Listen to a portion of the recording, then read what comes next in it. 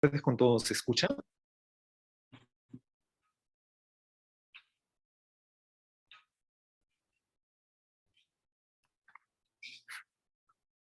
Sí, muy bien. Perfecto.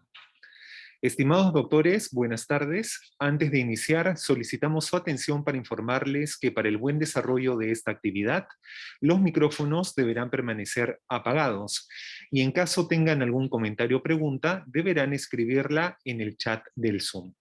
De la misma forma, solicitamos a todos los participantes puedan renombrarse para poder identificarlos. Por su colaboración, muchas gracias.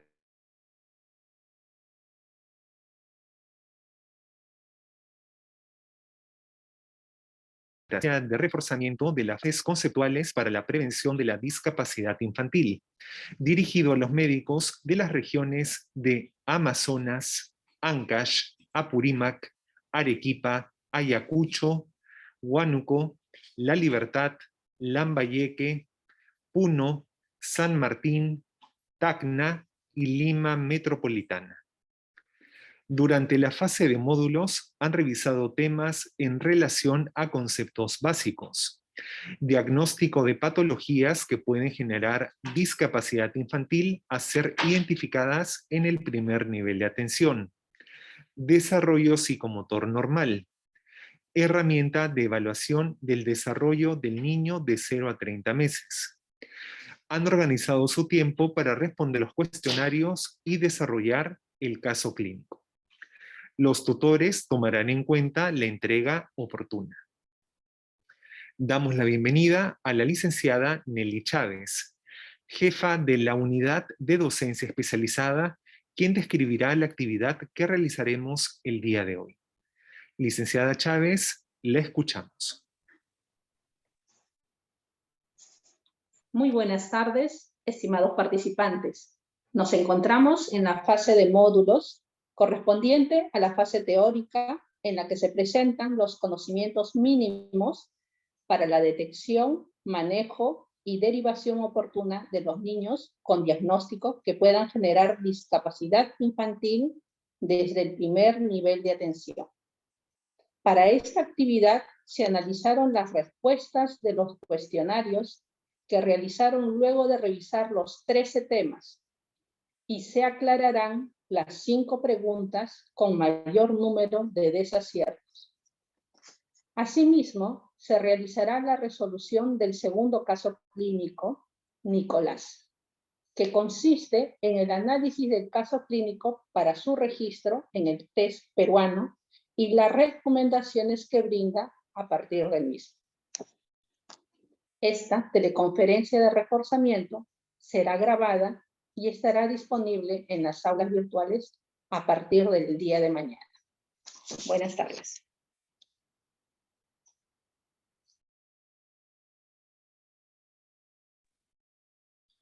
Agradecemos a la licenciada Chávez por su participación. A continuación, escucharemos la presentación del doctor Carlos Béjar, jefe del Departamento de Investigación, Docencia y Rehabilitación Integral en Deficiencias Intelectuales y Adaptación Social. Doctor Béjar, lo escuchamos. Buenas tardes, vamos a poner la presentación.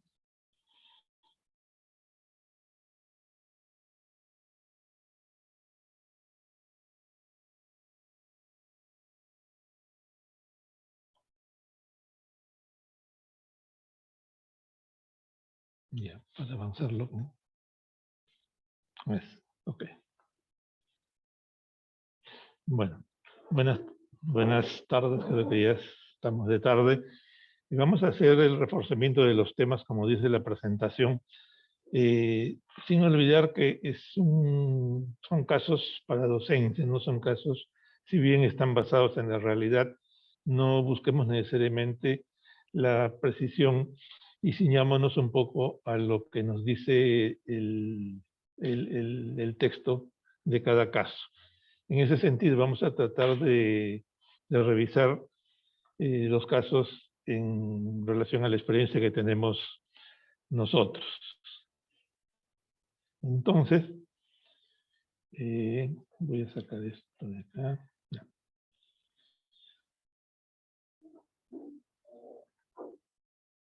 Manejo integral de discapacidad por ausencia de extremidades. Es un caso de manejo integral de discapacidad por ausencia de extremidades. Y el caso es el siguiente. Raulito, de 4 meses, tiene focomelia en miembros superiores. Es llevado a la consulta médica por su papá, quien ha revisado en internet las ventajas de la protetización temprana en estos casos, en este caso de su hijo, y las comparte con el médico tratante. La pregunta es, seleccione aquella ventaja que se esperaría para la edad de Raulito. Entonces, ¿qué vemos acá en base a nuestra experiencia de médicos rehabilitadores? Primero, es un niño de 4 meses. No tiene 6 meses, no tiene 8 meses. Es un niño de 4 meses, por lo tanto, es un niño que está en desarrollo.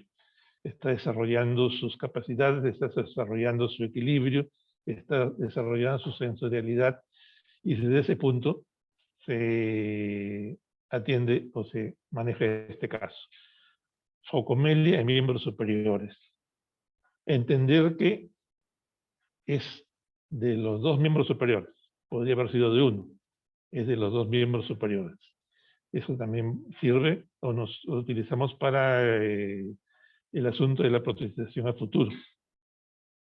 La focomelia es la ausencia de total, prácticamente total, del brazo, del antebrazo, de modo que las manitos, que con mucha frecuencia son completas o bastante completas, se implantan directamente de los hombros, o de donde debía estar el hombro.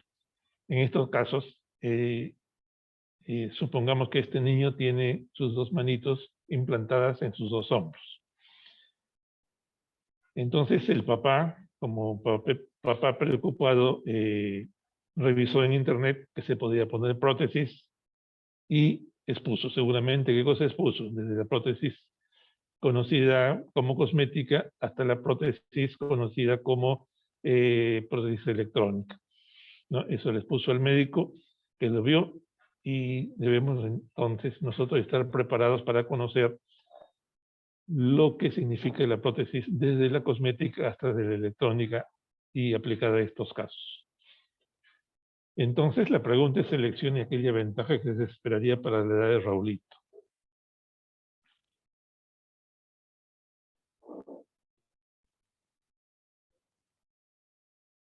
Ya.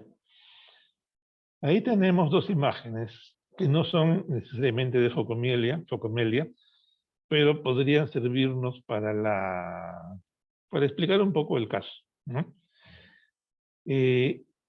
La imagen que está a la izquierda, que el niño que está sentado, es un niño, ese niño no tiene 4 meses, tiene por lo menos 6. Y si ustedes bien, tiene hombro. Y le han puesto una prótesis articulada, que ya no es una prótesis cosmética, sino ya es una prótesis articular. Pero seguramente porque tiene hombro. Habría que ver el tipo de la focomelia para poder adaptar una prótesis más arriba. Generalmente no se va a poder, o hay que hacer muchas adaptaciones. El niño de abajo es aún más grande, pero sirve para ver que está levantando la mano, levantando su mano protésica a raíz, seguramente, porque tiene un nivel de codo. Pero ¿para qué nos sirve? El niño está en desarrollo. Entonces, si tuviera los miembros superiores, si tuviera hombros, si tuviera codos, si tuviera muñecas, si tuviera dedos, ¿no? Podría identificar o sostener o sentir su equilibrio, porque las articulaciones tienen sus sensores que nos ubican en qué posición estamos en el espacio. Y este niño con focomelia no lo va a tener. Entonces, ahí hay ya un problema. Si no tiene la experiencia de tener miembros superiores, no va a tener la experiencia necesariamente de un equilibrio correcto, ¿no? Porque, por razones lógicas, no tiene brazos, no siente el peso de los brazos, y por lo tanto su equilibrio no va a ser correcto. Y dependiendo de el tipo de focomelia, ¿no? Si una manito es muy pequeña y la otra manito es más grande, el hermanito más grande va a pesar más, la otra va a pesar menos o de repente no la tiene, y puede desarrollar posturas inadecuadas o inclusive algún tipo de escoliosis. Y todo eso los rehabilitadores estamos obligados a evaluar, a encontrar y a prevenir, ¿no? Se previene el desarrollo, se previene la sensorialidad y se previene la experiencia, ¿no? La experiencia de tener brazos, ¿no? Si no le ponemos una prótesis, ¿no? Unas prótesis, en este caso 2, el niño no va a tener la experiencia de tener brazos. Al decir brazos hablo de todo, ¿no? En el lenguaje común, todo hasta la mano. Entonces, a los 4 meses le podemos poner unas prótesis no funcionales, porque no van a funcionar, van a ser, digamos, por decir así, cosméticas. El término no es tanto cosméticas, porque cosméticas es solamente para la imagen, pero que les va a servir a este niño ¿para qué? Para sentir su peso, ¿no? Para equilibrar su peso, para experimentar que tiene 2 brazos y que tiene 2 manos y que no tiene solo una, para mirarlas, ¿no? El niño mira sus manos cosméticas, mira sus prótesis cosméticas, que son de la misma longitud que deberían tener, entonces el niño va a entender que tiene brazos y va a actuar así. Y nos sirve además ¿para qué? A futuro, para que el niño acepte mejor la prótesis, ¿no? No es igual poner una prótesis a futuro mioeléctrica o simioeléctrica a un niño que recién se la voy a poner a los, digamos, a los 2 años, a los 3 años. No la va a aceptar de repente. En cambio, si lo estamos manejando desde pequeño, poniéndole 2 prótesis cosméticas, el niño va a aceptar con mucha más facilidad la prótesis, ¿no? Una prótesis cosmética es algo más que eso, ¿no? Tiene su codito, tiene su manito, tiene sus deditos, no se van a mover, pero ahí están. Entonces el niño va a tener la experiencia de verlos. Esa es la idea de protesizar a los 4 meses. La prótesis cosmética es más o menos, se pone desde los 3 meses. A futuro, algunos dicen que mucho más antes es mejor. Y a futuro va a ser sustituida de repente por unas prótesis mixtas o por una prótesis mioeléctrica. En el caso de focomielia, ¿no? Tal vez esta prótesis no va a tener mucho ajuste, no va a tener de repente dónde anclarse, entonces no va a ser muy funcional para los hombros, para mover los hombros, pero de repente sí va a ser bastante funcional para mover los codos y para mover la mano mioeléctrica a futuro, ¿no? Cuando uno habla de protesizar, de prótesis, nunca vamos a buscar sustituir por completo la función que deberíamos tener. Quizás a futuro se haga, no lo sabemos, pero por el momento no es esa realidad. La realidad es que la persona o el niño saca el máximo provecho de la prótesis que se le pone.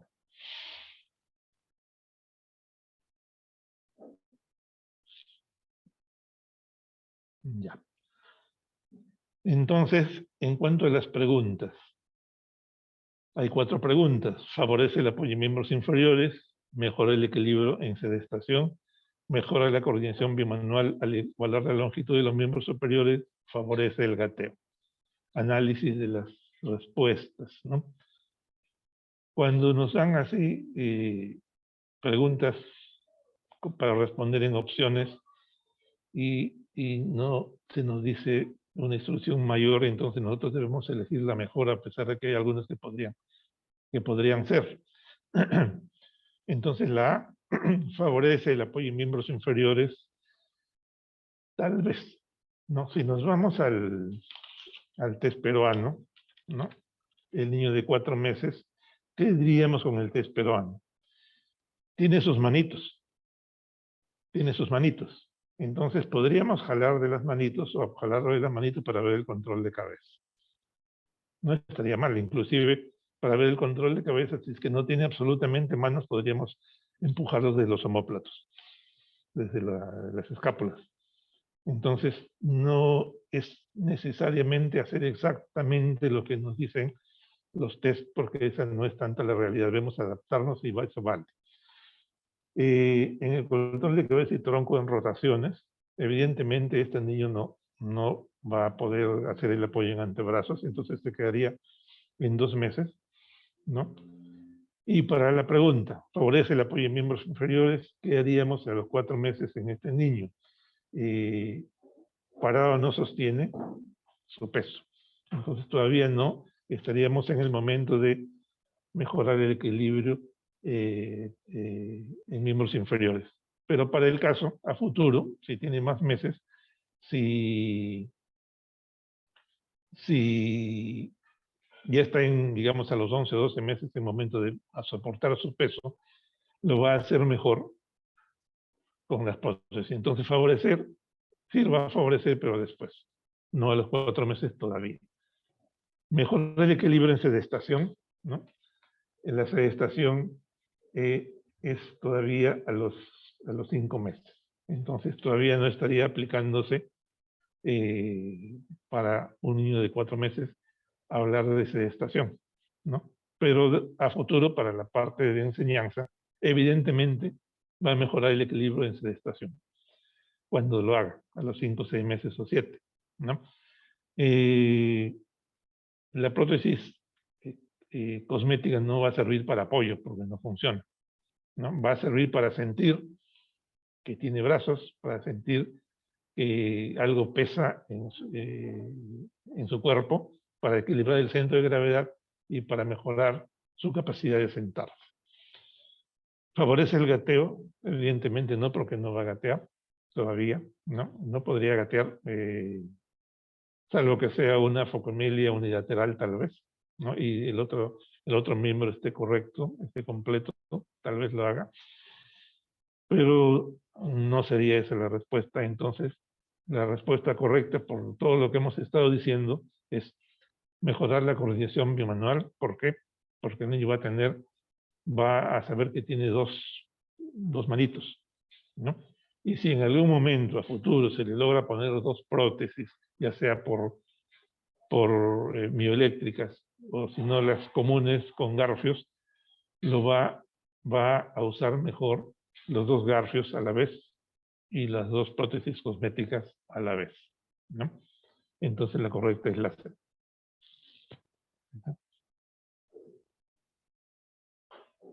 ¿Sí, no? Ya.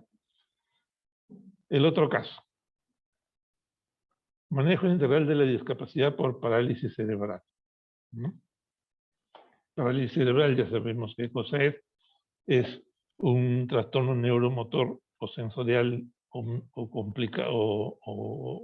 de ambos, originado por una lesión del cerebro, especialmente cuando el cerebro está en proceso de desarrollo. Y el caso dice, así nos viene, no busquemos más datos de los que no hay, o comentemos qué cosas nos podrían haber preguntado, qué cosas habríamos poder preguntar a los papás como médicos evaluadores. ¿Qué dice el caso? Está evaluando el médico a un bebé de 6 meses, con antecedentes de bajo peso al nacer, y su mamita tuvo infección urinaria cercana al momento del parto y con amnionitis. Para confirmar su sospecha de alto riesgo para parálisis cerebral, ¿cuáles son los signos de alarma que se busca? Y estas son las opciones en la respuesta. Entonces tenemos análisis del caso como nos está viniendo. Preguntamos más cosas, ya depende de nosotros si debíamos hacerlo, sí. Está evaluando a un bebé de 6 meses. 6 meses, ¿no? El único antecedente que nos dicen es bajo peso al nacer. No dice muy bajo peso, ¿no? El bajo peso es más o menos de 2,500 y el muy bajo peso es 1,800, por ahí, ¿no? Entonces, yo diría, antecedentes de bajo peso al nacer, ahondo con la pregunta, pesó menos de 2,500, me dicen que no. Entonces pesó 2,500 o 600 o 800, me dicen que sí. Entonces considero como bajo peso simple y de repente eso no le va a traer mucho problema. Si tuviera menos de 1,800 ya tendríamos que estar alertas para buscar un signo de alarma en algún momento o buscarlo en el caso algo más evidente, porque seguramente sí lo va a tener, o ahora o después. Su mamá tuvo infección urinaria cercana al momento del parto y poliamnionitis. Cuando hay una infección urinaria cercana al momento del parto, el riesgo es que el niño se contamine al salir por el canal del parto. Y eso es lo que sucede. Y cercana al momento del parto y coriamnionitis. Coriamnionitis es infección con producción tal vez de líquido amniótico meconial contaminado. Y eso, el niño nace, se impregna de eso y puede infectarse, y la infección usualmente peligrosa es la meningoencefalitis. Pero no nos dice más, ¿no? Tal vez no se dio cuenta, tal vez la tuvo muy leve, tal vez estuvo en el hospital y no le dijeron que pues era con claridad, en fin. La cosa es que viene él está sospechando alto riesgo para el parálisis cerebral, el médico con estos datos, ¿no? Si a mí viene un niño con estos datos, yo sospecho de parálisis cerebral como posibilidad. ¿Y qué cosa busco? Ahondo en el anamnesis, pregunto más cosas y soy específicamente minucioso en el examen clínico. Entonces, ¿cuáles son los signos de alarma que se busca en estos casos, ¿no? A los 6 meses no nos dicen más datos, entonces si viene un niño con 6 meses con estos datos, yo tengo que buscar todo. Control de cabeza y tronco, en rotaciones, en la marcha, en el uso del brazo y mano, en la visión, audición, lenguaje, todo. Comportamiento social, alimentación, vestido, higiene, juego, inteligencia de aprendizaje. Y aprendizaje. Entonces me viene un niño de 6 meses con posibilidad de parálisis cerebral, que la gente o de repente no se ha dado mucha cuenta de cómo va su desarrollo. Entonces, y encima viene con la historia de líquido amniótico meconial o con fiebre después de, inmediatamente antes de que el niño nazca, obligado a buscar datos que me pudieran indicar parálisis cerebral. Entonces le hago todo el test peruano. No nos dice más, entonces le hago todo el test peruano. Entonces, ¿cuáles son las respuestas correctas? Ya. La anterior era cuál, ya. ¿Cuáles son? La pregunta es, ¿cuáles son los signos de alarma que busca en las opciones de las respuestas?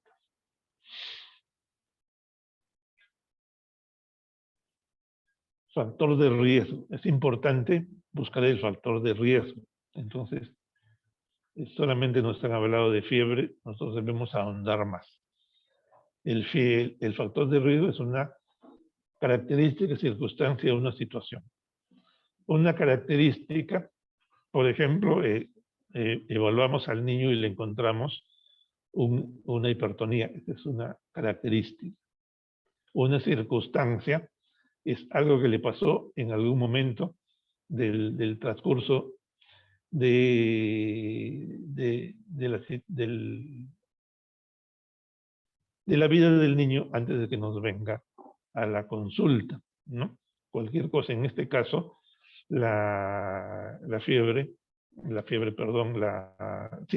la mamá poco antes de nacer era una circunstancia. Y una situación es cómo está el ambiente, por ejemplo, del niño en este momento, si además de todo eso que le pasó, tienes los factores que le van a proteger, si tiene familia que lo va a ayudar, si no tiene la familia que lo va a ayudar, cómo está su situación actual.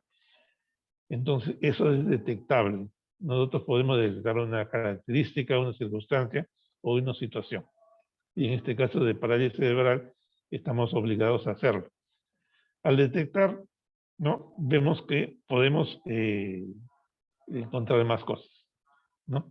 En este caso, el tener una característica, una circunstancia, una situación de riesgo, aumenta la probabilidad de que presente, desarrolle o esté expuesto a un proceso de morbilidad y mortalidad. En este caso, la sospecha de la parálisis cerebral.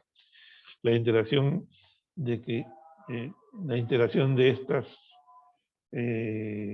estas condiciones, ¿no? Características, circunstancias, situación, puede producir un fenómeno de interacción negativa para el desarrollo del niño, ¿no? Además pueden haber todas. Puede haber una característica, a la vez una circunstancia, y además una situación como generalmente lo vemos. Respuestas, perdón.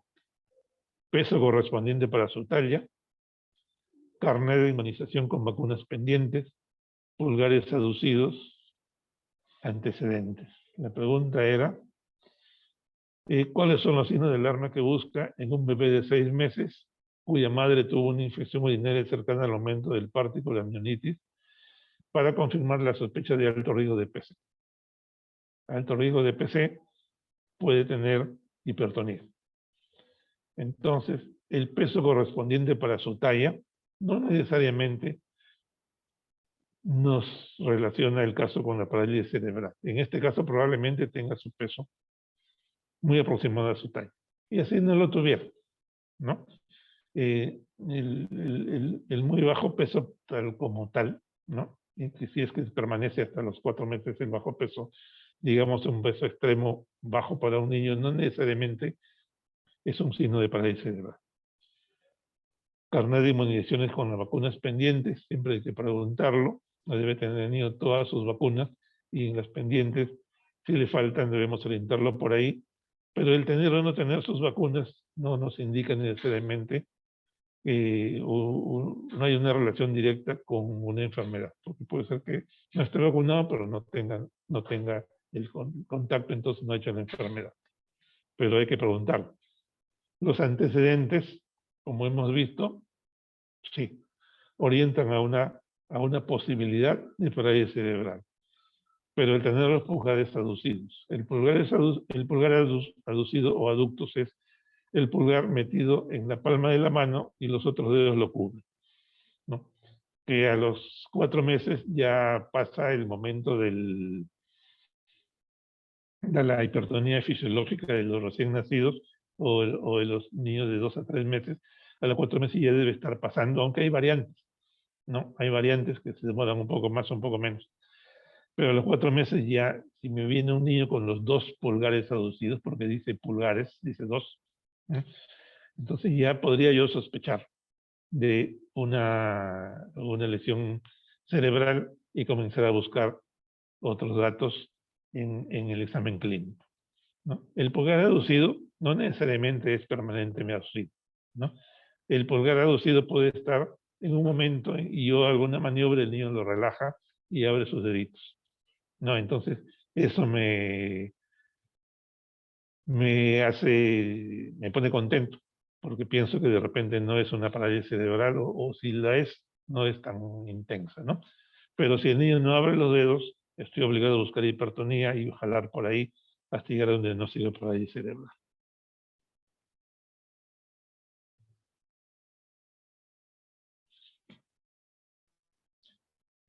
Manejo integral de la discapacidad por déficit cognitivo, retraso mental.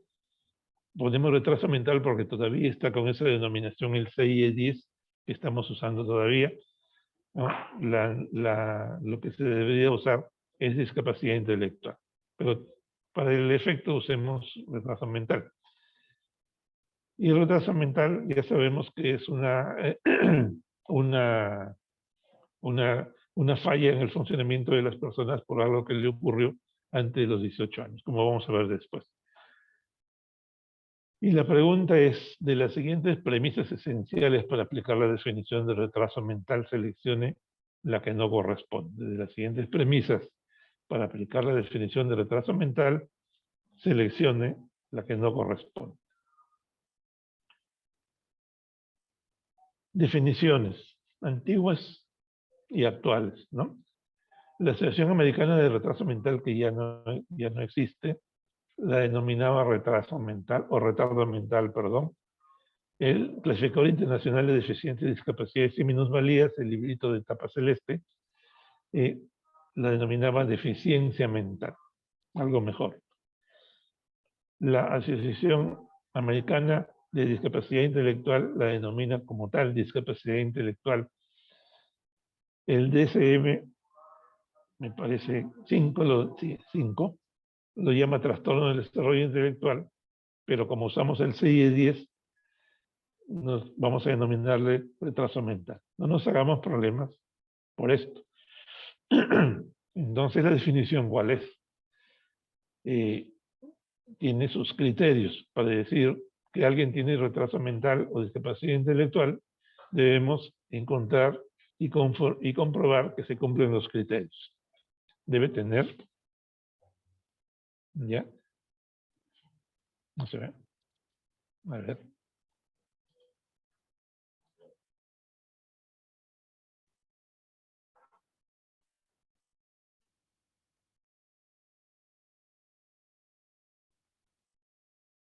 Ya. Ya. Los criterios son diagnóstico antes de 18 años de edad. ¿Por qué razón? Porque se dice que hasta los 18 años existe el desarrollo cerebral y actualmente se ha extendido hasta los 22 años. Esto supone un funcionamiento intelectual debajo del promedio normal. Incluye trastornos biológicos, psicológicos, sociales. Es decir, estamos hablando de que estas personas no se adaptan a los retos sociales, a los retos del mundo en que viven, como si nos adaptamos a los que nos consideramos que no tenemos retraso mental. Entonces, fallas en las habilidades necesarias para la vida cotidiana. Esta es la definición de la Asociación Americana de Discapacidad Intelectual. Y los criterios son, veamos bien los criterios, ¿no? El primer criterio es una capacidad intelectual significativamente inferior al promedio, es decir, un coeficiente intelectual total de 70 o menos en cualquier test de inteligencia, sobre los mayores de 5 años. Sobre los menores de 5 años no se puede aplicar un test de inteligencia, entonces nos basamos en el juicio clínico o en algunos test adaptativos que hay para niños chicos. Eso es válido. Entonces, el primer criterio es una capacidad intelectual significativamente inferior al promedio. El segundo criterio, debe tener una falla, un déficit o una alteración en la actividad adaptativa, ¿no? Vuelvo a repetir, en la vida tenemos que adaptarnos para poder ser competitivos y para ser independientes. Ellos no pueden. Entonces, tiene que tener como criterio 2 un déficit o alteración en la actividad adaptativa. En otras palabras, eficacia para satisfacer las exigencias de la edad y de la cultura. Eficacia para satisfacer las exigencias de su edad y de su cultura, ¿no? No son las mismas exigencias en una cultura A que en una cultura B. No son las mismas exigencias en una cultura en Lima que en una cultura en una zona rural, por ejemplo, ¿no? Pero debe tener déficit en al menos 2 de las cosas que usualmente hacemos, ¿no? ¿Y qué usualmente hacemos? Comunicación, comunicarnos, vida doméstica, hacer las tareas de la casa, habilidades sociales interpersonales, ser capaces de interactuar con las personas sin tener problemas, uso de recursos comunitarios, usar los recursos que nos da la comunidad, ir a comprar, ¿no? Saber pagar, saber recibir el vuelto, compras chicas, compras grandes, autocontrol, ¿no? Entender que en la vida hay límites y debemos que observarlos así. Habilidades académicas funcionales, debemos ser capaces de estudiar la primaria, la secundaria, la universidad y algo más. El trabajo, debemos ser capaces de trabajar. El entretenimiento, debemos ser capaces de entretener, de buscar nuestro entretenimiento solos, nuestras diversiones solos, y ser capaces de cuidar nuestra salud y nuestra seguridad, evidentemente de acuerdo a la edad, ¿no es cierto? Entonces, tiene fallas en por lo menos 2 de estas habilidades que debemos tener, se cumple el criterio 2. Y el criterio 3 es inicio antes de los 18 años. Entonces, si los 3 criterios se cumplen, se diagnostica discapacidad intelectual y retraso mental Pero esto no, de por sí, no es suficiente para determinar la discapacidad, porque algunos funcionan conteniendo el mismo, bueno, no algunos, la mayoría teniendo el mismo grado de retraso mental, leve, moderado, severo, pero el mismo grado, ¿no? Unos funcionan mejor y otros funcionan no tan bien. ¿Por qué? Porque uno tiene mejores elementos de apoyo y el otro de repente no los tiene. Entonces, entendido eso, las preguntas son: ¿una evaluación válida tiene en cuenta la diversidad cultural y lingüística, así como las diferencias en comunicación y en aspectos sensoriales, motores y comportamentales? La pregunta 2. ¿El funcionamiento intelectual, cuando puede ser medido, está bajo el promedio?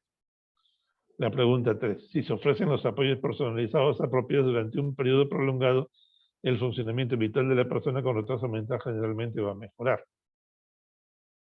En la A, una evaluación válida, como hemos dicho, tiene en cuenta la diversidad cultural, muy importante esto. Tiene en cuenta la diversidad lingüística, muy importante esto, así como las diferencias en la comunicación y en aspectos sensoriales, motores y comportamentales. Para evaluar bien, debemos verificar todo eso. Entonces, la A es correcta. La pregunta B, la respuesta B. El funcionamiento intelectual, cuando puede ser medido, está bajo el promedio. Cuando puede ser medido, es decir, con test psicológicos después de los 5 años o con el criterio clínico antes de los 5 años, está bajo el promedio, y eso es correcto, ¿no? Cuando puede ser medido, ¿qué quiere decir? Puede venir un niño que no me responde, no lo puedo medir, lo puedo diferir, o me da respuestas muy bizarras, ¿no? En algunos momentos bien, otros momentos mal, ¿no? No cumple ciertos patrones que yo espero, o simplemente estoy dudando, ¿no? No lo puedo medir. Entonces dice, cuando puede ser medido, ¿no? Pues está bajo el promedio del menor de 5 años. Si no lo puedo medir y evidencio por razones lógicas que sí tiene retraso mental porque tiene una microcefalia marcada, su desarrollo en el resto está muy bajo, ¿no? Yo hasta por criterio clínico puedo decir que tiene retraso mental, ¿no? Pero cuando no puedo tener ese criterio clínico, lo difiero, digo, la persona venga de cada 2 o 4 meses para volverle a evaluar cuando esté más tranquilo, y con esa respuesta aseguro de repente diagnóstico de retraso mental, o sospecha por lo menos. Si se ofrecen los apoyos personalizados apropiados, apoyos personalizados, ¿qué quiere decir esto? Que no todas las personas con retraso mental son iguales. Unos necesitan más apoyos, otros menos. Para uno se le hace un programa de tratamiento A, pero el otro puede ser que no le sirva de tratamiento. Entonces hay que hacerle un programa de tratamiento correspondiente a lo que tiene, ¿no? Eso es el apoyo personalizado. O el apoyo familiar, o el apoyo comunal, si tiene hospitales, si no tiene hospitales, si tiene escuela donde la acepten, si no la tiene, si su familia la apoya o no la apoya, en fin. Si se ofrecen los apoyos personalizados apropiados durante un periodo prolongado, evidentemente el funcionamiento vital de la persona con retraso mental va a mejorar. Entonces es correcto. ¿Y la de qué dice? Los hospitales deben implementar sus servicios de rehabilitación para atender a personas con retraso mental. De repente el objetivo de poner esta pregunta es llamar la atención, porque la realidad es que los hospitales no tienen sus servicios implementados de rehabilitación para atender a personas con retraso mental, o lo tienen muy parcialmente y deberían tenerlo, ¿no? No esperemos que todos estos casos se vengan al Instituto Nacional de Rehabilitación, es imposible, como actualmente está sucediendo. Entonces, todos los hospitales deben manejar a personas con retraso mental. El Perú no solo es Lima, el Perú está en todas las regiones. Entonces, es una cosa ilógica que deban venirse, por ejemplo, desde la frontera con Brasil en Madre de Dios para atenderse en Lima en el INR, ¿no? Entendamos esto. Pero para el efecto de la respuesta, los hospitales deben implementar su servicio de rehabilitación para atender a personas con retraso mental. Claro que sí, pero no tiene relación directa en nuestro caso. Entonces, esta respuesta Es la correcta porque la pregunta era cuál era la respuesta incorrecta que no se debía aplicar.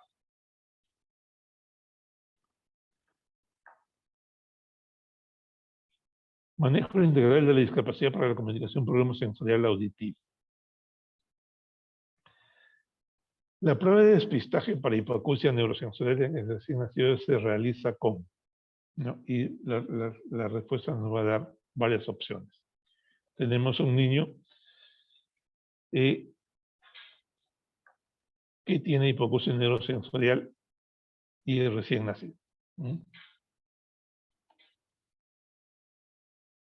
¿Se fue? A ver, Nadia.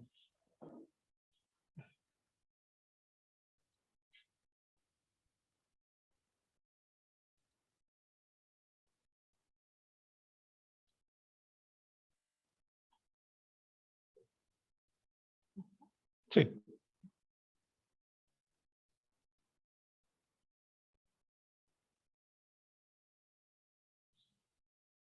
Ya.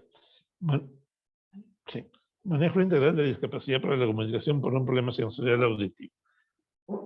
La prueba de despistaje para hipoacusia neurosensorial en un recién nacido se realiza con. Las opciones están seguramente después. Este es un diagrama de una prueba de emisiones fotoacústicas, que es la que se usa para el despistaje, ¿no? Por su sencillez, porque no requiere poner electrodos, porque no en la cabecita del niño, porque no requiere que el niño esté despierto, el niño puede estar inclusive dormido, porque no le va a doler y porque de repente no lo va a sentir. Entonces, se pone una sonda en el canal auditivo, la sonda tiene un emisor de ondas, ¿no? Emite una onda generalmente de tono grave, ¿no? La cóclea lo va a captar y la va a responder, la cóclea va a responder emitiendo una respuesta sonora que el equipo, que es un equipo computarizado, lo va a detectar y nos va a decir si inmediatamente responde o si la respuesta es diferida más o menos en 1, 2 o 3 o 1 minuto más o menos. Casos en donde sí encontraríamos que el niño está escuchando, ¿no? Entonces, una prueba de descargo. Las otras pruebas requieren más tecnología, ¿no? O requieren que el niño esté despierto o requieren que ver la respuesta visual al estímulo auditivo para ponerle el conteo de si escucha o no escucha o escucha regular, ¿no? Entonces, si en el descarte de esta prueba de emisiones fotoacústicas sale mal, procede a hacer los exámenes más completos posteriormente, pero no de rutina, ¿no? La mayoría evidentemente pues va a salir que escuchan bien y no va a ser necesario hacerle una prueba posterior. Entendido eso, ¿no? En el test peruano, ya, es un niño recién nacido, no se explica mucho acá. Las audiometrías, ¿qué cosa requiere una audiometría? ¿No? Yo le hago escuchar a una persona con un audífono un sonido grave o alto o mediano o lo que estoy evaluando, entonces la persona o el niño me tiene que responder con un gesto. Puede ser levantando la mano, puede ser pestañeando. Evidente, resignación no lo va a hacer, ¿no? Potenciales evocados auditivos de tronco cerebral se pueden hacer, pero requieren más tecnología. Requiere que el niño esté despierto, es decir, que el niño se le pongan electrodos cerca al oído, un receptor cerca al oído y unos electrodos en el cráneo. O sea, requiere más trabajo, más material, más equipo y unas circunstancias mejores. Entonces, tampoco es útil para un despistaje. Repito, si las dimensiones fotoacústicas salieron mal, procede a hacerle potencial evocado auditivo del tronco cerebral. Y la timpanometría tampoco, porque solamente mide eso, como decimos, timpanometría. Entonces, la respuesta correcta es emisiones fotoacústicas.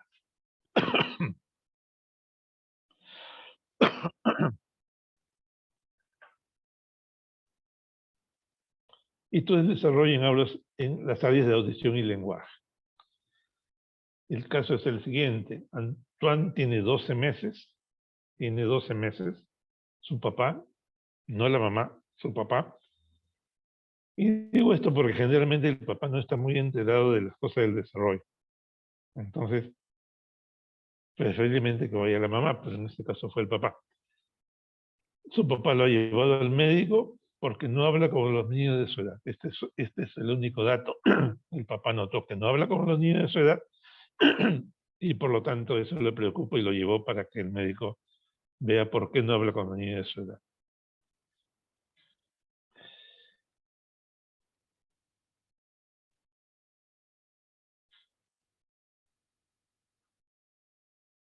Entonces, este motivo de consulta es un problema de audición y lenguaje. Y en el test peruano debemos verlo así. Ahí está en la clave que está rojita a la derecha. Corresponde evaluar la audición, evaluar el lenguaje comprensivo y evaluar el lenguaje expresivo. Entonces, en el test peruano, el niño tiene 12 meses de edad. La sospecha es que no habla como un niño de su edad, no se está comunicando como un niño de su edad, pero no nos dice cuánto, ¿no? Puede ser que tenga una falla pequeña, puede ser que tenga una falla grande, podemos, el papá no se dio cuenta. Entonces, lo que yo haría en este caso es evaluar todas las áreas del desarrollo porque no tengo el dato suficiente. Y puede ser de un caso simple o podría ser de un caso no tan simple. Para el caso, supongamos que está bien hasta la parte de visión. En la parte de audición, nos podríamos quedar tendríamos que evaluar si localiza en lo que corresponde a los 6 meses, se localiza auditivamente las emisiones de sonidos y se voltea para el lado que viene la emisión, que generalmente lo hacemos con la campanita o con un clic, o si de repente está en el hito de 3 meses, voltea al oír el sonido de la campana, y si no lo hace de repente, si no hace el año, evidentemente sería muy alto, una sospecha muy alta de que tenga una hipoacusia neurosensorial. Y evaluaríamos también el lenguaje comprensivo. El niño tiene 12 meses, ¿no? Si a los 11 meses responde a una orden simple, de repente diríamos que está bastante bien, pero no nos dice, estamos obligados a verlo. Veríamos a los 9 meses si comprende el no. A los 8 meses si comprende upa, ven, chao, ¿no? Evidentemente, si no comprende eso, ya abriríamos de repente algo, la opción para que tenga algo posiblemente intelectual. Y si no reconoce su nombre, con mayor razón, ¿no? Entonces, no tenemos más datos, el informante es el padre, no tengo más datos, estoy de repente obligado a hacer todo el test.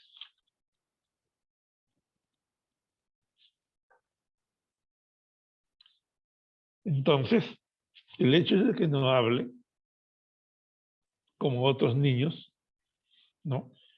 La pregunta es, ¿eso es un signo de alarma? ¿Eso es un factor de riesgo en el cual se debe establecer el diagnóstico precoz y tratamiento oportuno? ¿Es un motivo de interconsulta al otorrinolaringólogo o neuropediatra, ¿no? Del análisis pequeño que hemos hecho en el test peruano, podríamos deducirlo. ¿Qué cosa es el caso?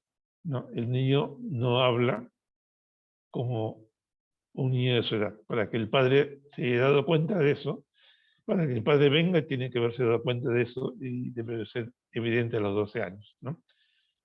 A los 12 años no va a hablar necesariamente, ¿sí? A los 12 meses, perdón. A los 12 meses no va a hablar necesariamente, ¿no? Va a decir mamá, papá y de repente 2 cosas más. Pero eso es lo que tiene que ser a los 12 meses y aparentemente no lo está haciendo. De repente se ha quedado en el gaga, en el pa, ma, o alguna vocalización parecida. Entonces es un signo de alarma.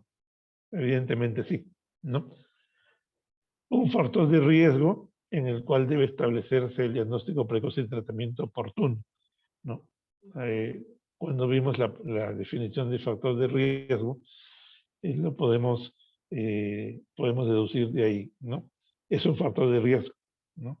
¿Por qué? Porque si tiene la dificultad para hablar a los 12 meses, el riesgo de que esto empeore en las edades posteriores, a los 2 años, a los 3 años, necesariamente va a ser alto, ¿no? Que sea muy grave o menos grave puede ser, pero sí es un factor de riesgo para que su lenguaje posterior no se desarrolle, no se estructure. Entonces, el diagnóstico precoz debemos establecerlo, ¿no? No habla, pero ¿por qué no habla? ¿No? El tratamiento oportuno, evidentemente, hay que hacerlo para que después no tenga problemas de comunicación. Y por la parte auditiva, es un motivo de interconsulta a otorrinolaringología y a neuropediatría, evidentemente, que sí. Entonces la respuesta es todas las anteriores. Creo que con eso terminamos. Hemos tratado de explicar o de ampliar las posibilidades de respuesta que ustedes podrían tener cuando vean estos casos, haciendo un análisis simple, y ojalá que se haya comprendido y les haya servido esta disertación. Gracias.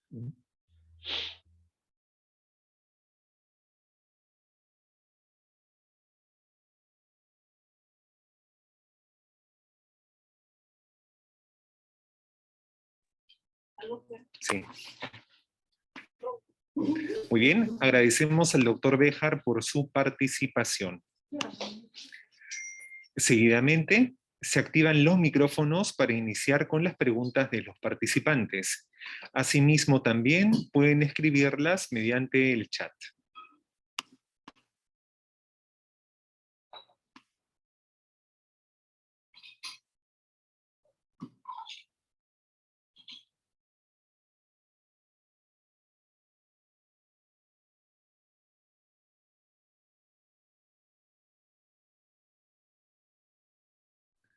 No sé si es que alguno de los participantes tiene alguna pregunta para el doctor Béjar. Aprovechemos de repente la presencia del doctor.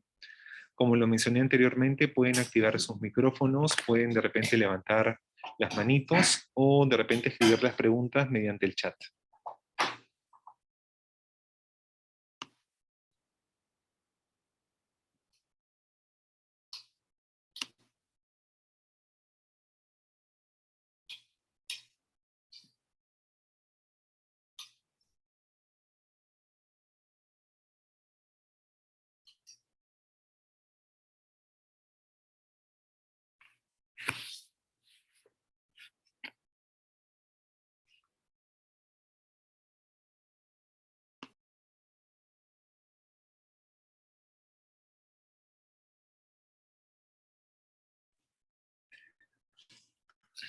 Muy bien, entonces agradecemos nuevamente la participación del doctor Béjar por la ponencia de esta tarde.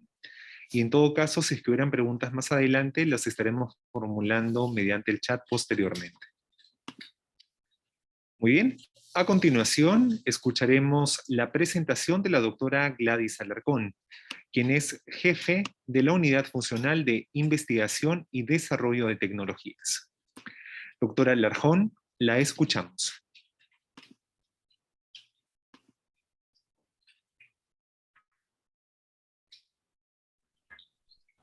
Buenas tardes con todos. Lo que vamos a hacer es revisar el caso clínico que se les ha pasado. Vamos a dar una lectura un poco rápida al caso de Nicolás. Vamos a hacer la resolución de este caso clínico y vamos a tomar algunos datos importantes. Creo que la mayoría ya ha leído el caso clínico y, bueno, vayan apuntando sus preguntas también para ver cómo las vamos a manejar. Bien, este es un caso clínico que está desarrollado en un centro de salud, el Centro de Salud de Galilea, que está ubicado en el distrito de Río Santiago, en la provincia de Condorcanqui, en Amazonas. Es un establecimiento de categoría 1-3 y es un paciente que acude por primera vez a la atención por consulta externa. La fecha la estamos haciendo como si lo hubiéramos hecho el 31, de acuerdo a lo que debíamos hacer el caso. Y es un paciente que nació el 4 de abril del presente año, en un parto en un establecimiento de salud, y con una edad gestacional a término.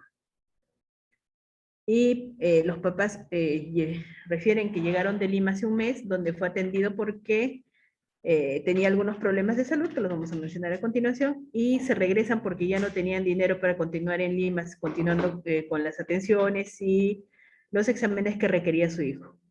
Y lo llevan al establecimiento de salud para que lo evalúe, y también llevan toda la información respecto a la que pudieron recolectar de sus atenciones en Lima. Entonces, ¿qué documentos nos traen? Nos traen un informe médico que nos dice que es un niño que lo han atendido en Lima, le han diagnosticado un leucoma corneal central en ambos ojos, le han hecho ultrasonografía ocular, donde han identificado sinequias de iris hacia la córnea en el ojo izquierdo, y también han hecho una ultrasonografía B, donde descartan excavación glaucomatosa en ambos ojos. Le ponen como diagnóstico leucoma corneal en ambos ojos, y el diagnóstico actual también es el mismo. Trae otro informe de ultrasonografía donde indican que la ultrasonografía A, hay una indicación de examen que dice descartar la anomalía de Pertex y excavación glaucomatosa, y los resultados de este informe son sinequias periféricas del iris hacia la córnea, y la ultrasonografía B, descartar la excavación glaucomatosa en ambos ojos. Asimismo, trae un informe de tomografía helicoidal multicorte sin contraste, donde nos habla de una alteración cerebral a expensas de una hendidura frontoparietal derecha, que comunica el espacio extraxial hemisférico al asta anterior del ventrículo lateral derecho. Probable esquizencefalia. Y en este informe también nos da una recomendación, que nos recomienda realizar una resonancia magnética. Además, se ha identificado calcificaciones pariquematosas de distribución periventricular. Acuérdense de qué es característico esto. Asimismo, quistes aracnoideos en fosas temporales. También tiene unos resultados de unos exámenes donde nos dice que al tercer día de vida obtuvieron los resultados de las pruebas de suero sanguíneo. Y acá vemos. Nosotros vamos viendo que hay pruebas que van a salir positivas, pero son positivas, pero no son de respuesta aguda, sino son de respuesta tardía. ¿Qué tenemos positivo acá? A ver, ¿qué valores tenemos bastante altos, no? Por ejemplo, acá vamos viendo citomegalovirus, más de 80, rubiola, más de 100. Pero tenemos que la respuesta IgG, ¿no? ¿Y la IgM cómo está? Nos dice que está baja. Entonces, ¿qué nos traduce esto? Que eso no es una infección reciente, sino que es una infección ya que ha pasado, ¿no? Que es una infección, una respuesta ya tardía. Entonces, tenemos eso. ¿Qué más tenemos de este caso clínico? Nos dice, factores de riesgo prenatales no contributorios. No ha habido amenaza de aborto, no ha habido otros factores que nos puedan afectar.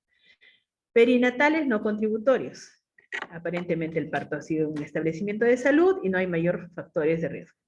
Postnatales, ¿qué tenemos ahí? Tenemos un niño que tiene un leucoma corneal, que ha estado hospitalizado en Lima por dacrocistitis aguda, inflamación de la glándula, durante 8 días, fue dado de alta y retornó a los 2 días por reagudización del cuadro, le indican tratamiento, y los padres solicitan el alta voluntaria porque ya no tenían recursos económicos. Y obviamente tenían que retornar a su tierra. Le dan el alta, pero también le indican que tiene que continuar con las atenciones porque lo identifican obviamente con estos riesgos postnatales, ¿no? En el contexto actual, el factor de riesgo socioambiental también que podemos identificar es el tema de la pandemia por COVID. Recordemos que ha habido bastante desatención de los problemas de salud por volcar la atención al tema de pandemia. Por lo tanto, este riesgo socioambiental, yo creo que la mayoría de patologías se ha dado, y mucho más en el tema de desarrollo psicomotor o de desarrollo infantil. Ahora, recordemos también que es importante ver quién cuida al niño. Entonces, si vemos acá, ¿quién es la cuidadora principal? Es la abuelita materna, ¿no? Entonces, siempre que evaluamos también quién cuida más al niño, es importante definir qué lazos hay y cómo es la relación, ¿no? Acá nos dice características, que es la abuelita materna quien le canta, le abraza y le da cariño y afecto. Y revisando los datos de carnet de CRED neonatal, no hay ningún alerta que nos vaya a contribuir con el desarrollo. ¿Qué más nos dice? Inmunizaciones completas para la edad. Entonces, ¿qué más vamos a encontrar? Ahorita nos vamos a ver qué es lo que hay en la evaluación de Nicolás. Ya tenemos un poco de la historia clínica, los antecedentes. Vamos a revisar la historia clínica. Nos dice en el examen físico cómo está. Nos dice que cuando lo evaluamos para ver cómo está su desarrollo, nos dice que hay control cefálico por momentos, realiza marcha automática, hay un reflejo provocado tónico asimétrico positivo, reflejo palmar, toma un objeto con ambas manos, luego de varios intentos, no sigue con la mirada a los objetos, voltea al oír el sonido de la campana, responde a la voz de su mamá y su abuelita, emite algunos sonidos, responde diferente a la voz alegre que a la voz molesta, nos menciona ahí también succiona con dificultad, juega con las manos y se alegra cuando le van a darle el pecho. Este es el caso clínico que se les ha presentado. Bien, entonces si tienen alguna pregunta del caso clínico, no sé si la pueden ir haciendo en el chat, porque ahora vamos a ver la resolución del mismo. ¿Ya? Entonces, vamos a poner el PPT y voy a dejar de compartir esta pantalla y vamos a compartir otra pantalla.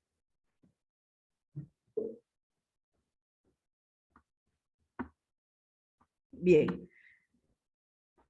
No hay ninguna pregunta respecto al caso clínico, ¿les quedó claro? ¿Les parece raro? ¿Hay algo que quisieran saber además de datos? Igual, son los mismos datos que tenemos porque son de historias clínicas reales, ¿no? Son datos clínicos reales. Bien, entonces vamos a hacer la resolución de este caso clínico. Entonces, vamos a ver con qué hitos o qué hitos con qué mes lo vamos a evaluar este niño. Entonces, nosotros tenemos que este niño a la fecha del 31 tiene 4 meses, ¿cierto? Es del 4 de abril, ¿cierto? 4 de abril, 4 de mayo, 4 de junio, 4 de julio, 4 de agosto. Se supone que al 4 de septiembre, si lo evaluamos el día de hoy, ya estaríamos evaluándonos con hitos de 5 meses. Pero este caso se desarrolló para el 31 de agosto. Entonces, el 31 de agosto, ¿qué edad tenía? Tenía 4 meses, 25 días. El test peruano nos dice lo siguiente. ¿Y por qué le hemos puesto ese límite? Porque nos dice lo siguiente, que un mes y veintitantos días se considera hitos de un mes, y 28 días. Un mes, 29 días, se les considera hitos de 2 meses. Entonces, en este caso, cuando nosotros evaluamos al niño, consideramos como, vamos a empezar con la evaluación de los 4 meses. Y vamos a ir hacia atrás, es decir, vamos a regresar un mes y vamos a avanzar hacia la derecha todo lo que logre. Entonces, vamos a encerrar en un círculo lo de los 4 meses, porque recuerden que esta evaluación se tenía que hacer el 31 de agosto, entonces vamos a empezar con 4 meses. Si empezamos con 4 meses, nos dice lo siguiente. Levanta la cabeza por momentos, control cefálico por momentos, entonces no lo ejecuta. Si yo empiezo en 4 meses, voy a 3 meses, 3 meses no logra controlar la cabecita. Entonces, ¿hacia dónde me voy? Un mes anterior, ¿ya? Entonces, me dice, control cefálico por momentos. ¿Ya? Entonces, nos vamos al mes anterior, ¿ya? Entonces, marcamos en 2 meses. Entonces, vamos a ir haciendo acá, listo. Vamos a poner un poquito más grande, determinamos que tiene 4 meses, y la evaluación teóricamente le deberíamos hacer el 38 de agosto y la dejamos así. Y marcamos el hito a 2 meses. Si hay alguna duda, por favor pregunten para ver por qué estamos marcando a los 2 meses. ¿Qué más nos dice en este caso clínico? Ahora, si no realiza el control cefálico a la tracción, tampoco la va a realizar hacia boca abajo. No nos dice exactamente en qué postura se le ha evaluado, pero nos dice control cefálico por momentos. Entonces, igual, marcamos a los 2 meses, porque no logra hacer un buen control cefálico. Luego, ¿qué más nos dice? Realiza marcha automática.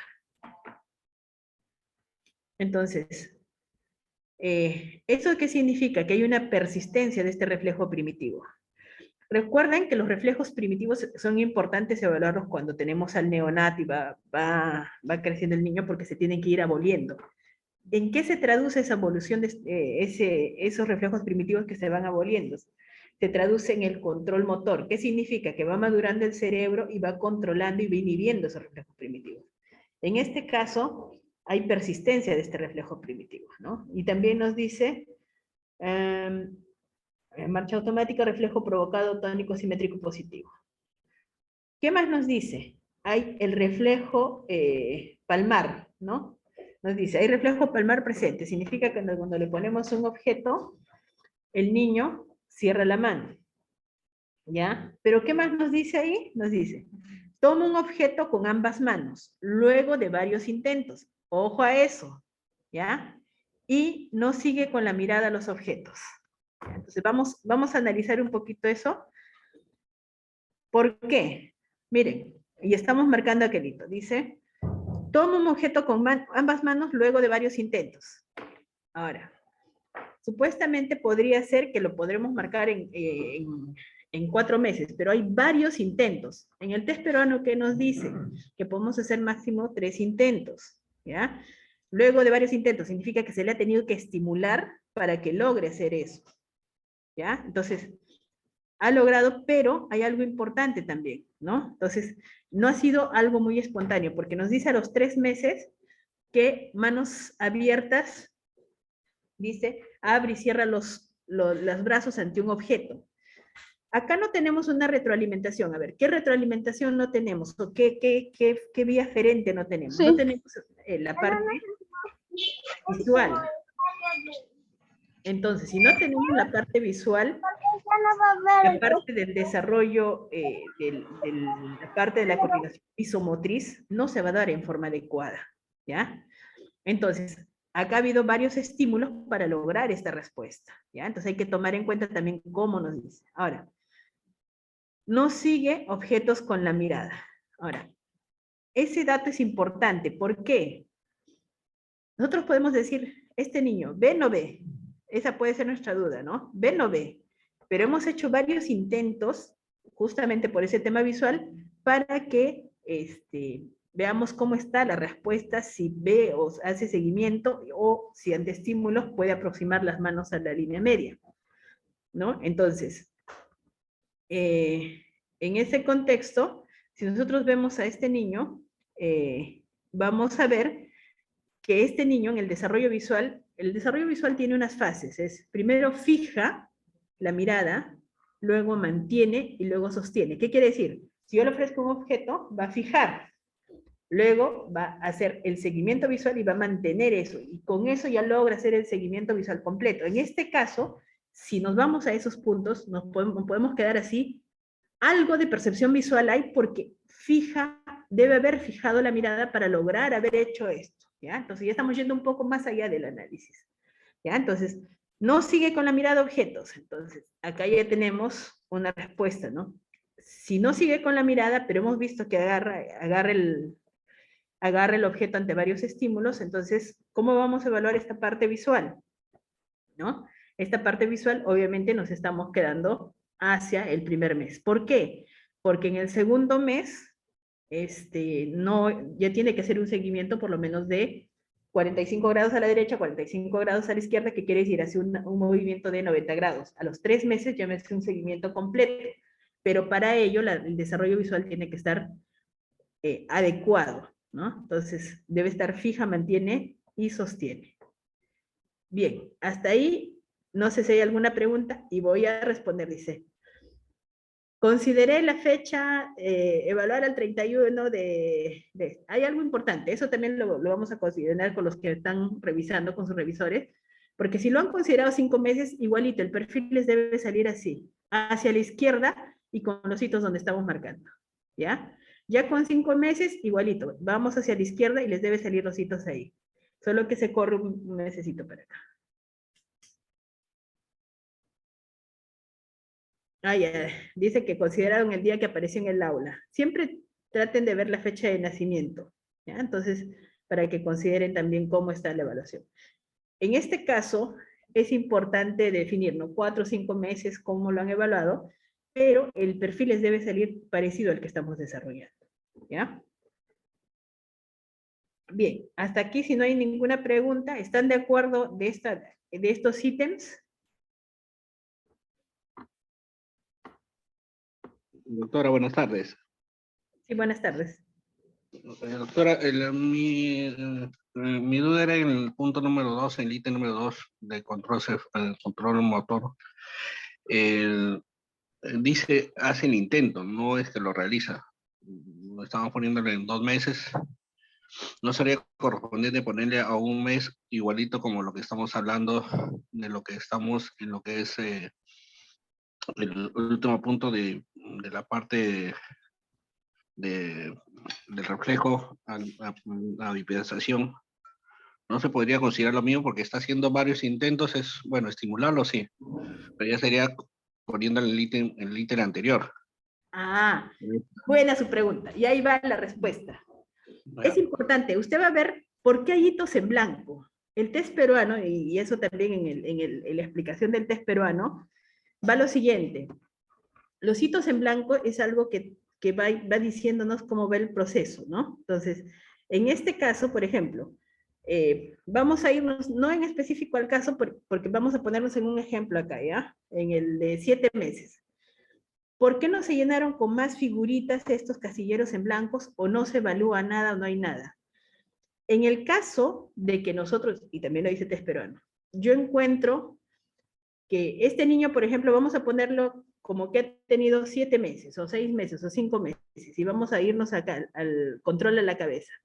Ya, vamos a irnos arriba. Se repite. Ya, entonces, se repite el ítem anterior, se repite la figurita anterior. Por eso lo marcamos acá. Los hitos en blanco, los huecos en blanco, los casillos en blanco, es la misma figurita del mes anterior, solo que va evolucionando. Por eso se le aproxima más al mes que corresponde la edad. ¿Ya? Entonces, en este caso, si yo tengo este mismo niño, digamos, que tiene 10 meses, y yo lo evalúo, y se sienta sin apoyo, pero acá no hay ningún ítem, pero logra hacer el de 7 meses. Le marco donde corresponde la edad. Lo acerco a donde corresponde la edad.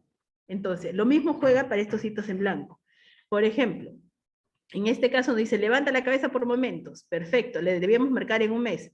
Pero como se repite esta misma figurita en 2 meses, se marca en 2 meses porque está más próximo a su edad. ¿Ya? Eso es lo que nos establece el test peruano, doctor. ¿Ya? No sé si queda clara la respuesta, si no la reforzamos. Por ejemplo, en este niño, digamos, tenemos un niño de 9 meses. Evaluamos gira fácilmente, que es a los 6 meses. A los 7 meses, ¿qué evaluamos? Seguimos evaluando esa fotito del mes anterior. A los 8 meses también, solo que va perfeccionando, va haciendo el mismo ítem y lo marcamos donde corresponde la edad, ¿no? Entonces, lo mismo juega acá. Entonces, ¿levanta la cabeza por momentos? Sí. Entonces, como al otro lado no hay figurita, esta figurita se repite a los 2 meses, entonces la marcamos ahí. ¿Por qué no se pone? Porque sería muy repetitivo. Entonces, ¿qué nos dice test peruano? Trazas donde está la edad que corresponde, evalúas el ítem y si hay el ítem en blanco, es el que se aproxima más a la edad. ¿Ya? Eso es lo que más o menos, lo que nos dice el test peruano y eso es lo que se ha hecho en este caso para marcar en el control de cabeza y tronco a las rotaciones y considerando que se repite la misma figurita, lo aproximamos más a la edad y marcamos en 2 meses. ¿Bien, doctor? ¿Se aclara la duda? Ok, doctora, gracias. Listo. Bien, ¿alguna otra pregunta? Estoy atenta al chat.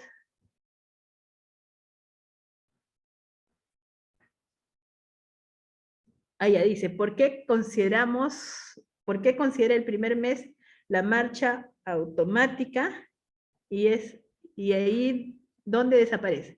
Ya. Los reflejos primitivos están dentro de los reflejos de enderezamiento. Hay diferentes reflejos primitivos. Hay unos que son los de enderezamiento estático, que es cuando extienden las piernas, también está la marcha automática, la aprehensión palmar, etc. Estos reflejos primitivos se inhiben de acorde al desarrollo y al control motor que se va teniendo. Entonces, este reflejo primitivo se inhibe en el primer mes para que pase al segundo mes ya, donde lo ponemos parado y el niño no sostiene el peso de su cuerpo. ¿Por qué? Porque el otro era un reflejo de enderezamiento estático. ¿Qué quiere decir? Por reflejo se ponía bípedo, por reflejo hacía ciertas respuestas. Entonces, eso se inhibe para después dar origen a la voluntariedad. Ahora, los reflejos primitivos tienen diferentes fases en las que van desapareciendo, de acuerdo a cómo se vaya dando el desarrollo. Y el desarrollo tiene también unos criterios, unas leyes. ¿Qué nos dice cuáles son las leyes? Céfalo-caudal y próximo-distal, ¿no? Entonces, eso es algo que tenemos que tener siempre presente cuando vayamos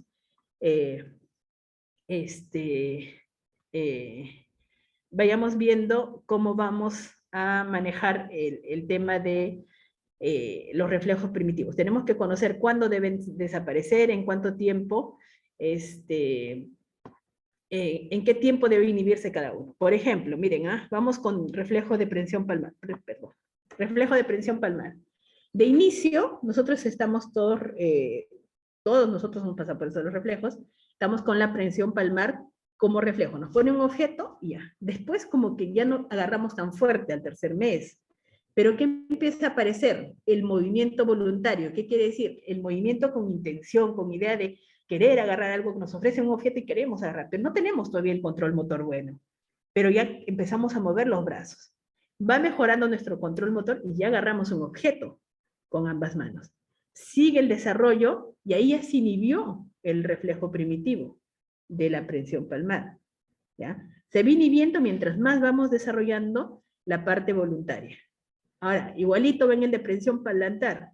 Prensión plantar, seguimos con prensión plantar, y va pasando el tiempo, va viendo la necesidad del gateo, del caminar, etcétera, que vamos evolucionando en nuestro control y va desapareciendo prensión plantar. ¿Y a qué edad desaparece prensión plantar? Después que de prensión palmar. Obviamente, si estamos diciendo que céfalo-caudal próximo distal, va a ser a posterior, ¿no? Entonces, eso más o menos tenemos que estar viendo. Ahora, en test peruano hay una pregunta, se hace, para la evaluación se puede hacer máximo 3 intentos. No podemos estar estimulando para obtener la respuesta, ¿no? Entonces, se le ofrece igual. ¿En qué vamos a hacer los intentos?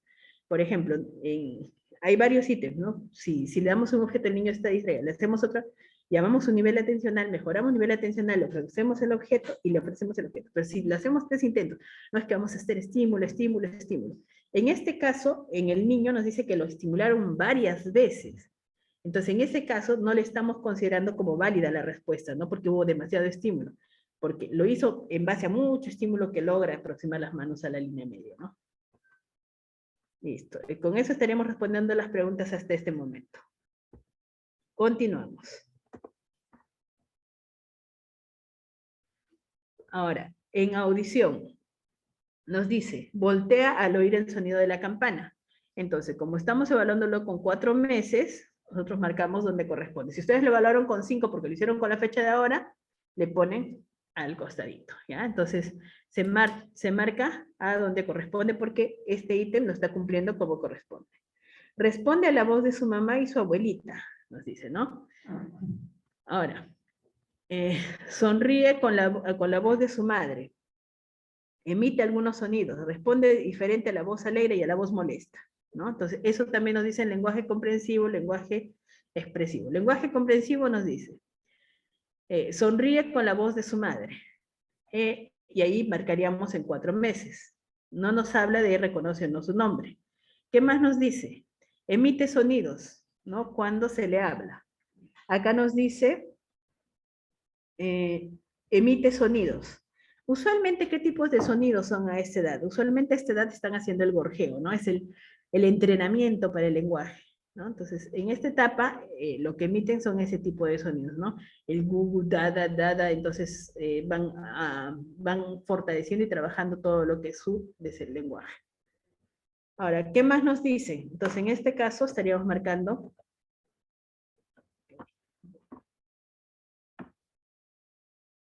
ahí, ¿no? Aparentemente este tema de audición y lenguaje no ha habido problema y no hay mayor tema que discutir acá porque nos está diciendo tal cual está la historia aquí. ¿Qué más nos dice? En el comportamiento social, ¿responde diferente a la voz molesta y a la voz alegre? Sí, acá nos dice, ¿no? Responde diferente a la voz molesta a la voz alegre. Entonces, ahí marcaríamos el ítem que corresponde. ¿Qué más nos dice? Succiona con dificultad y juega con sus manos. Entonces, juega con sus manos, acá, succiona. Acá hay algo importante. Si bien logra succionar, pero tiene alguna dificultad en la succión, es lo que nos menciona, ¿no? Y juega con sus manos. ¿Qué más nos dice? Se alegra cuando le van a dar el pecho. ¿Ya? Entonces, miren, no le marco en donde está el ítem, sino hacia la derecha me desplazo. ¿Ya? Esa es la duda que tenían y esa es la respuesta. Se da cuenta que acá abajo también estamos siendo coherentes con la parte superior. Ahora, hay algo importante que tenemos que retroalimentar en este niño. Entonces, este sería nuestro perfil de desarrollo. Si consideramos 4 meses o 5 meses, algunas variaciones pequeñas va a tener, pero va a ser parecido, ¿no? Entonces, ¿hacia dónde está la curva? Está hacia la izquierda, ¿no? Entonces, esto nos va a traducir que el desarrollo no está yendo bien, que hay algo mal del desarrollo. Si somos más exquisitos, miren, ¿está comprometido el aspecto visomotriz? Sí, ¿por qué? Porque hay un componente visual que está afectado, ¿cierto? Una parte sensorial visual. ¿Qué más? Está comprometido el aspecto motor. ¿Por qué creen que está comprometido el aspecto motor? En contra de la doctora Nadia, 2 puntos adicionales en la tarea, a quien me diga por qué está el componente motor afectado. A ver, en el chat. ¿Por qué creen que está afectado el componente motor? ¿Qué dice la historia clínica?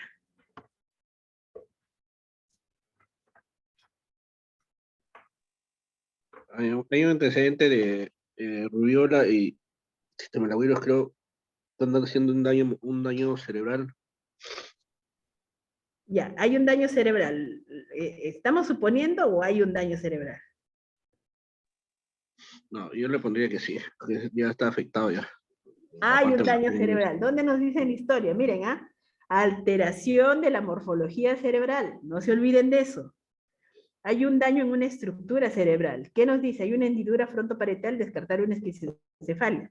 Significa que esa infección que ha tenido ha producido un daño, si es que estamos pensando en esto, en la neurogénesis, ¿no? En la migración neuronal.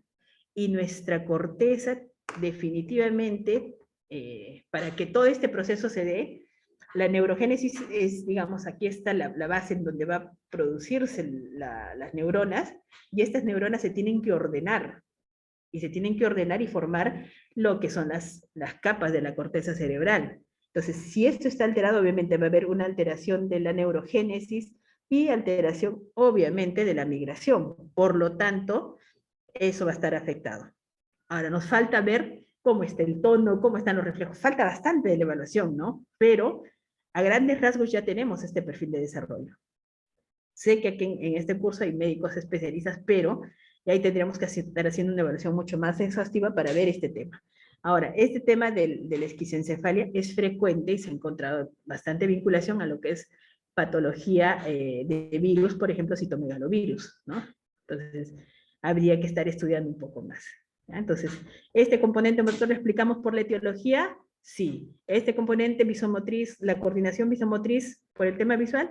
Sí. Entonces, ¿tiene relación esto? Sí tiene relación. Entonces estamos haciendo una unión. No solo estamos diciendo, hay un trastorno de desarrollo. Hay un trastorno de desarrollo porque hay una alteración en la estructura cerebral que está afectando obviamente la función, y hay una alteración en la parte sensorial visual que está afectando la coordinación visomotriz.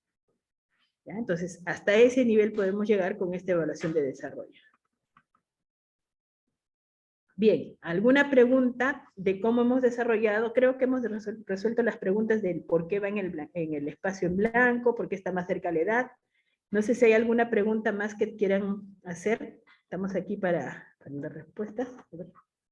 Si hay alguna duda, pregunta, chisme, comentario, estamos aquí. Es un caso bastante interesante y bonito porque tiene varias cosas, ¿no? Varias cosas. Tiene alteración estructural, pero todo eso lo produjo toda esta infección por citomegalovirus. Pero hay algo importante. Esto también, si pensamos que que ha afectado la neurogénesis, ¿qué significa? Que es una infección temprana. O sea, hasta eso, podemos irnos más allá todavía, pero vamos acá, desarrollo psicomotor. No.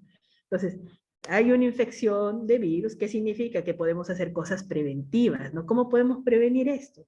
Al menos, bueno, ¿habrá vacuna para alguno de ellos? Sí, hay vacuna para alguno de ellos, ¿no? Succiona con dificultad que está allá. El doctor Max dice, en alimentación, succiona con dificultad, considero que está en un mes que no corresponde. ¿Podríamos ponerlo más atrás? Sí, podríamos ponerlo más atrás, pero acá en la parte de alimentación solo nos dice si chupa, no nos dice la calidad de la succión. Eso también hay cositas ahí que nos dejan en el aire, ¿no? Nos dice chupa, pero no nos dice succiona adecuadamente, ¿no? Solo nos dice que haga el acto de succión. Pero para nosotros, cuando ya hablamos de la calidad de la succión, obviamente tiene que estar con mejor respuesta, ¿no? La doctora Aldave, perdón. La doctora Aldave está con el nombre del doctor Max. Entonces, definitivamente la calidad de la succión no nos las pone aquí en el test peruano, pero nosotros como médicos, obviamente tenemos que evaluar la calidad de la succión, ¿no? Porque la calidad de la succión tiene que ver en algo a futuro en el desarrollo, por supuesto que sí, ¿no? Si desarrollan cómo está el complejo orofacial, cómo se va a ir desarrollando este complejo orofacial, ¿no? Bien, ¿alguna otra pregunta? Aquí. Entendí más o menos. Sí, sí. ¿Qué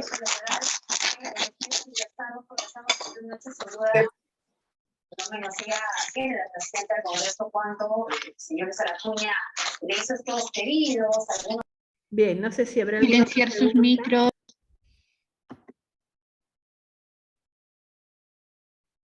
Bien, creo que no hay más preguntas, si no estaríamos dando por culminada la actividad del desarrollo del caso clínico. No hay más preguntas, creo, ¿no?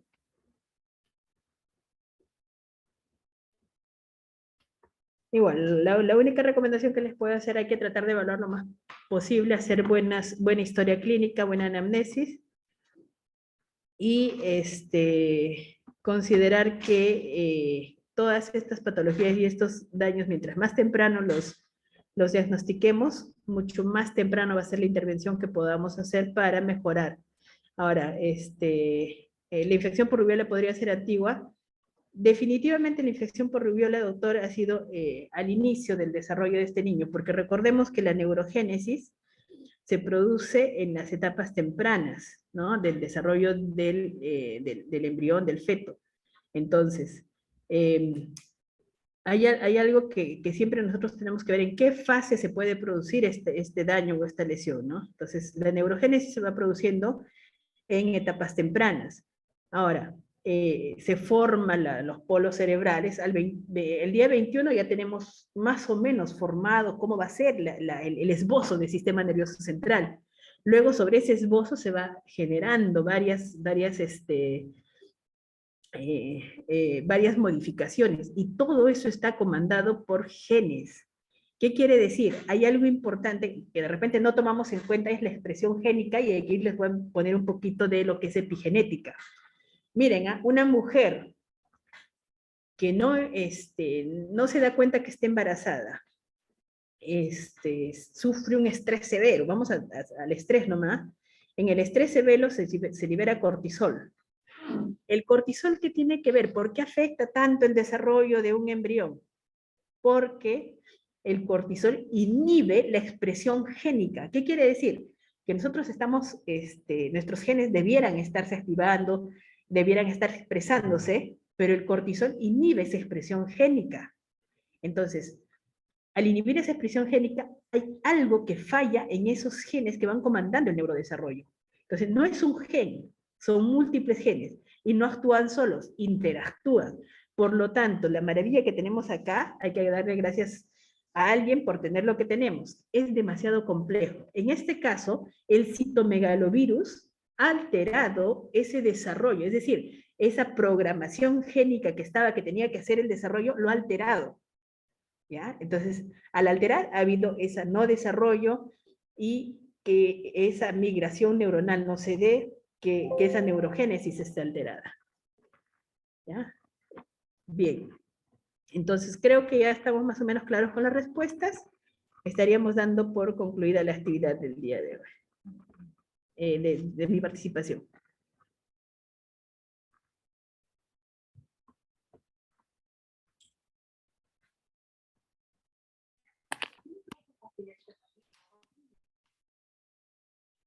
Muy bien, agradecemos la participación de la doctora Alarcón. No sé si es que alguno de los participantes tiene alguna pregunta o consulta.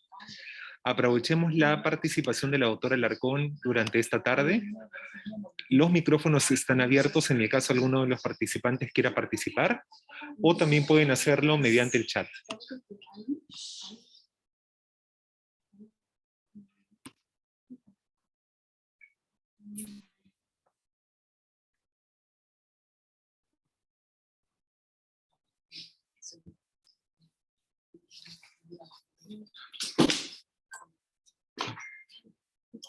Muy bien, entonces agradecemos nuevamente la participación de la doctora Alarcón. Muy bien, antes de finalizar con esta actividad, vamos a proceder con la toma de la foto oficial. Recordar a todos los participantes y autoridades que nos acompañan el día de hoy, que nosotros hacemos notas informativas que salen publicadas en la página institucional del Instituto Nacional de Rehabilitación y también en las redes sociales.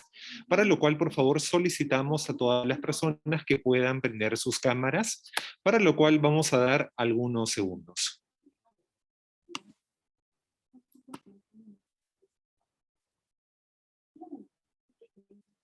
Muy bien, actualmente tenemos 49 personas que están conectadas.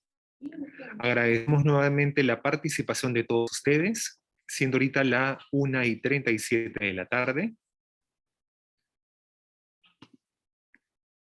Muy bien, entonces vamos a proceder con la toma de la foto oficial. Entonces la única indicación, por favor, es que todo el mundo a la voz de 3, mirando a la cámara, y hacemos la toma de la foto. Muy bien, a la voz de 3, 1, 2 y 3, primera foto. Muy bien. Ahora vamos con el segundo grupo de participantes. Nuevamente. 1, 2 y 3, segundo grupo de participantes.